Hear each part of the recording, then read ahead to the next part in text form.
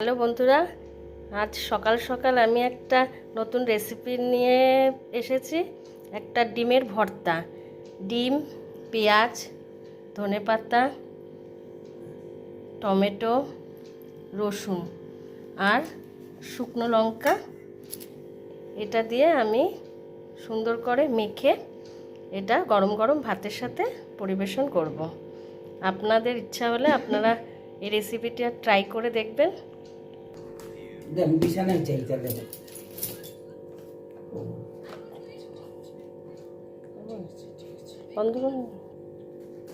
ভর্তাটি তৈরি করা হয়ে গেছে।